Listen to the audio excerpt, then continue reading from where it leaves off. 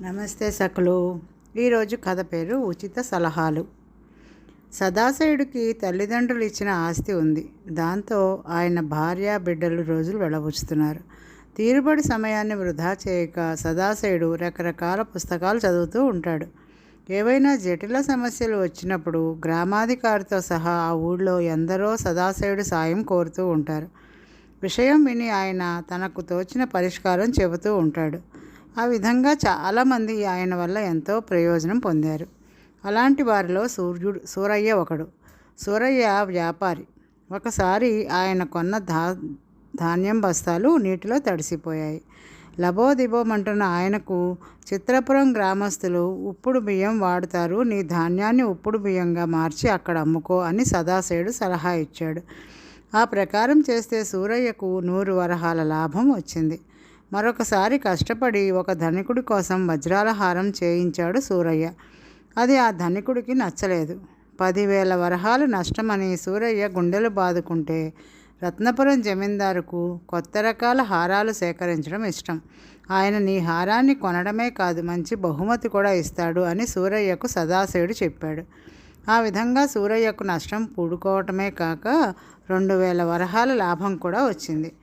ఇలా ఉండగా ఒక రోజున సూరయ్య ఇంటికి 20 ఏళ్ల యువకుడు ఒకడు వచ్చాడు. అతడి పేరు చంద్రుడు. ఏ ఆధారము లేక సూరయ్యను ఆశ్రయించాడు. అయితే చంద్రుడికి మోసగాడు అన్న పేరు ఉంది. అందువల్ల తనకు మనిషి అవసరం ఉన్నప్పటికీ చంద్రుడిని ఇంట్లో ఉంచుకునేందుకు తటపటాయించాడు. సదాశయుడిని సలహా అడిగితే, పుట్టుకతోనే ఏ మనిషి చెడ్డవాడు కాదు, నువ్వు చంద్రుడికి ఆశ్రయం ఇచ్చి ఆదుకో, నువ్వు అతడిని నమ్మితే అతడు నమ్మకంగానే ఉంటాడు అని చెప్పాడు. సరే అని సూరయ్య చంద్రుడిని తన ఇంట్లో ఉంచుకుంటే అతడు ఒక రోజున ఇంట్లో నుంచి 2,000 వరహాలు దొంగిలించి పారిపోయాడు. సూరయ్య మహాకోపంగా సదాశయుడి ఇంటికి వెళ్ళి, నీ మాట మీద చంద్రుడిని ఇంట్లో ఉంచుకున్నాను, అందువల్ల 2,000 వరహాలు నష్టపోయాను, నాకు నువ్వు నష్టపరిహారం చెల్లించాలి అన్నాడు. సదాశయుడు చిరాకు పడి, సలహా ఇవ్వడం వరకే నా వంతు, ఫలితం నీ ఆచరణ మీద ఆధారపడి ఉంటుంది. నువ్వు అతన్ని నిజంగా నమ్మి బాగా ఆదరించి ఉంటే అతడు నిన్ను మోసం చేసి ఉండేవాడు కాడు అన్నాడు. నేను ఎలాంటి వాడినో నీకు చాలా కాలంగా తెలుసు. నాకు తగిన సలహానే ఇస్తావు అనుకున్నాను. నువ్వు నాకు తప్పుడు సలహా ఇచ్చావు. నాకు జరిగిన 2,000 వరహాల నష్టాన్ని నువ్వే పూడ్చాల్సి ఉంది. ఇందుకు ఒప్పుకోకపోతే నేను గ్రామాధికారికి ఫిర్యాదు చేస్తాను అన్నాడు సూరయ్య. అయినా సదాశయుడు ఆయన మాటలు లెక్క చేయలేదు. వ్యవహారం గ్రామాధికారి దాకా వెళ్ళింది. గ్రామాధికారికి అసలు విషయం అర్థమైంది. సూరయ్య బుద్ధి మంచిది కాదని, అలాంటి వాడికి పితృకి విలువ ఇస్తే సదాశయుడు ఇంకెవరికి మాట సాయం చేయడని ఆయనకు అనిపించింది. అందువల్ల తనే స్వయంగా వెళ్ళి సదాశయుడిని కలుసుకుని, సూరయ్యకు తగు విధంగా బుద్ధి చెప్పకపోతే ఊళ్ళో చెడ్డవాళ్ళు పెరిగిపోయి మంచివాళ్ళని బతకనివ్వరు, కనుక నువ్వు ఏదైనా పరిష్కార మార్గం చెప్పు అని అడిగాడు. సదాశయుడు ఆయనకు ఏం చేయాలో చెప్పాడు. ఆ ప్రకారం మర్నాడు గ్రామాధికారి ఊళ్ళో అందరినీ సమావేశపరిచి సూరయ్య పితృ గురించి చెప్పి, అతడు పితృలో న్యాయం ఉంది, అయితే అసలు సూరయ్య సదాశయుడికి సలహా ఎందుకు పాటించాడో చెప్పవలసి ఉంది అన్నాడు.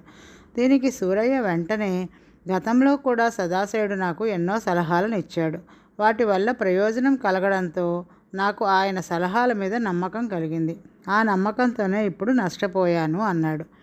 అయితే సదాశయుడు నీకు 2,000 వరహాలు నష్టపరిహారంగా ఇచ్చుకోక తప్పదు, కానీ అంతకుముందు సదాశయుడు సలహాల వల్ల నీకు కలిగిన ప్రయోజనం ఎంతో లెక్క కట్టి అదంతా ఆయనకు నువ్వు ఇచ్చుకోవాలి అన్నాడు గ్రామాధికారి. ఇది విని ఊరి వాళ్ళందరూ నవ్వారు.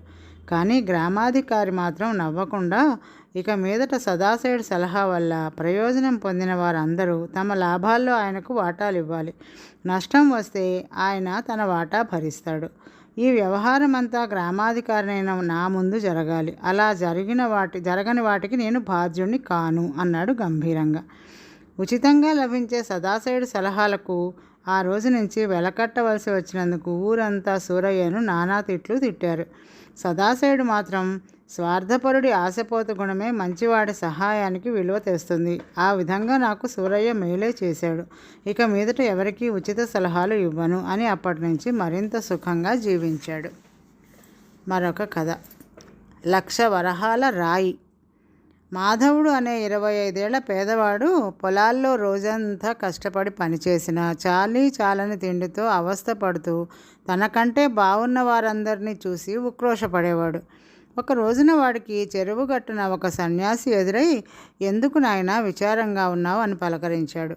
మాధవుడు ఆయనకు తన మనసులోని బాధను చెప్పుకుని, "నాకు జీవితంలో కష్టానికి తగ్గ ఫలం అనుభవించాలని ఉంది" అన్నాడు. ప్రపంచంలో అందరూ ఎవరి కష్టానికి తగ్గ ఫలం వారు అనుభవిస్తున్నారు. ఆ విషయంలో నీకిక విచారం ఎందుకు అన్నాడు సన్యాసి. "స్వామి, క్షమించాలి, తమరి అభిప్రాయం పొరపాటు. భగవంతుడు అందరికీ కృషికి ఒకే రకం ఫలితాన్ని ఇవ్వడం లేదు" అన్నాడు మాధవుడు. అందుకు సన్యాసి ఒక్క క్షణం ఆగి, "ఆ విషయం నాకు తెలియదు నాయనా, రుజువులు ఏమైనా ఉంటే చెప్పు, వింటాను" అన్నాడు. ఈ ఊళ్ళో గర్గుడు అనే మహాపండితుడు ఉన్నాడు. ఆయన అతి సామాన్యమైన జీవితం గడుపుతున్నాడు. గర్గుడి శిష్యుడు భార్గవుడు అనే ఆయన రాజు కొలువులో స్థానం సంపాదించి వైభవంతో వెలిగిపోతున్నాడు అన్నాడు మాధవుడు.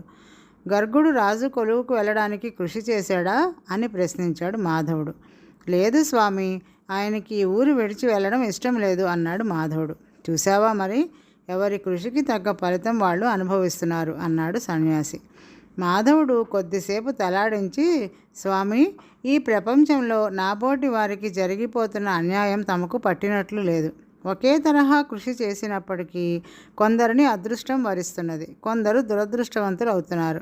అదృష్టవంతులు తమ భాగ్యాన్ని దురదృష్టవంతులకు పంచిపెట్టుకోవాలనుకోవడం లేదు" అన్నాడు. ఆ జవాబు విన్న సన్యాసి మాధవుడి మీద జాలిపడి తన జోలిలో నుంచి ఒక రాయిని తీసి అతడికి ఇచ్చి, "ఇది అపురూపమైన వజ్రం. దీని విలువ 1,00,000 వరహాలుంటుంది. దీన్ని సొమ్ము చేసుకుని సుఖంగా జీవించు" అన్నాడు. మాధవుడు ఆ రాయిని తీసుకుని సన్యాసి కాళ్లకు దండం పెట్టి వెళ్ళిపోయాడు. 1 సంవత్సరం గడిచాక సన్యాసి మాధవుడిని చూడడానికి వెళ్ళాడు. అప్పటికి మాధవుడి పరిస్థితి పూర్తిగా మారిపోయింది. సొంత ఇల్లు, అందమైన ఇల్లాలు, ఇంట్లో పనివారు, ప్రతిరోజు ఇంట్లో విందులు, విలాసాలు, వినోదాలు. అయితే మాధవుడు సన్యాసిని చూడగానే ఏమాత్రం గొప్పలకు పోక వంగి ఆయన పాదాలకు నమస్కరించి, "ఈరోజు ఇలా ఉన్నాను అంటే అంతా తమరి దయ" అన్నాడు. "నీ సంగతి సరే, అనుకోకుండా నీకు అదృష్టం కలిసి వచ్చింది కదా. నీ అదృష్టాన్ని నువ్వు ఎంతమందితో పంచుకున్నావో తెలుసుకోవాలని ఉంది. నీ దగ్గర పనిచేస్తున్న వారెవరికైనా నువ్వు ఇల్లు కానీ పొలం కానీ కొనిపెట్టావా?" అని అడిగాడు సన్యాసి. మాధవుడు తెల్లపోయి, "మీరు 1,00,000 వరహాల రాయిని నాకు కదా ఇచ్చారు. జీవితంలో సుఖాలకు మొహం వాచి ఉన్నాను. అందుకని నా అదృష్టాన్ని అనుభవిస్తూ సుఖపడుతున్నాను. ఇతరుల గురించి నేను ఎందుకు ఆలోచించాలి స్వామి" అన్నాడు. "నువ్వు స్వార్థపరుడివి. నీకేమీ లేనప్పుడు అందరూ నీ గురించి ఆలోచించాలి అనుకుంటావు. నీకు అన్నీ ఉంటే నువ్వు మాత్రం మరెవరి గురించి ఆలోచించవు. ఈ క్షణం నుంచే నీ వైభవం అంతా నశించిపోగలదు" అన్నాడు సన్యాసి. "వద్దు స్వామి, అంత మాట అనకండి. ఈ వైభవం లేకుండా నేను జీవించలేను. ఇది నిలబెట్టుకునేందుకు మీరేం చెయ్యమన్నా చేస్తాను" అన్నాడు మాధవుడు దీనంగా. సన్యాసి కాదు అన్నట్లు తల ఊపాడు. అంతే. ఆ మరుక్షణం ఒక నగల వ్యాపారి అక్కడికి వచ్చి, "మాధవ, నీవు వజ్రం అంటూ ఇచ్చింది నకిలీ రాయి. అది నకిలీ వజ్రం. దాని విలువ 1 వరహా కూడా చేయదు. నీ రాయిని నీకు తిరిగి ఇస్తున్నాను. నా 1,00,000 వరహాలు నాకు తిరిగి ఇవ్వు" అన్నాడు మాధవుడితో. చూస్తూ ఉండగానే మాధవుడి ఆస్తి అంతా పోయింది.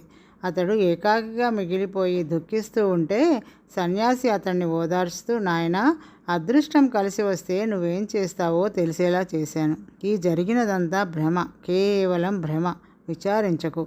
చేతనైనంతలో బతుకు తెరువుకు ఏదో ఒక పని చేస్తూ నిజాయితీగా జీవించు. ఉన్నదానితో తృప్తి పడడం అలవరుచుకో" అన్నాడు. "స్వామి, నాకు ఇప్పుడు బుద్ధి వచ్చింది. నాకు ఆ 1,00,000 వరహాల రాయిని ఇవ్వండి. వాస్తవ జీవితంలో దానిని వివేకంతో ఉపయోగించుకుంటాను" అన్నాడు మాధవుడు చేతులు జోడించి. సన్యాసి మందహాసం చేసి, "నీకు ఇంకా అర్థం కాలేదా? నా దగ్గర ఉన్న రాయికి విలువ కల్పిస్తే 1,00,000 వరహాలు చేస్తుంది. లేకుంటే వరహా కూడా చేయదు. ఆ చెరువు గట్టు మీద నువ్వు మొదట తటస్థపడినప్పుడు అక్కడ ఇక్కడ వ్యవసాయపు పనులు చేస్తూ ఉండేవాడివి కదా. నీలో ఓర్పు పట్టుదల ఉంటే చుట్టుపక్కల చేసే నాథుడు లేక బంజరుగా పడి ఉన్న సారవంతమైన భూముల్లో ఏదో కొంత భూమిని సంపాదించుకోలేకపోవు. మట్టిని నమ్మి శ్రమించేవాడి కారణంగానే ధాన్యరాశులు పండుతున్నాయి. మట్టి నిజం, నీవు అనుకునే వైభవం కళ అంటూ మాధవుడిని దీవించి అక్కడి నుంచి వెళ్ళిపోయాడు. ఈరోజుకి కథ సమాప్తం సక్లు. తిరిగి మరొక కథతో రేపు కలుద్దాం. నమస్తే.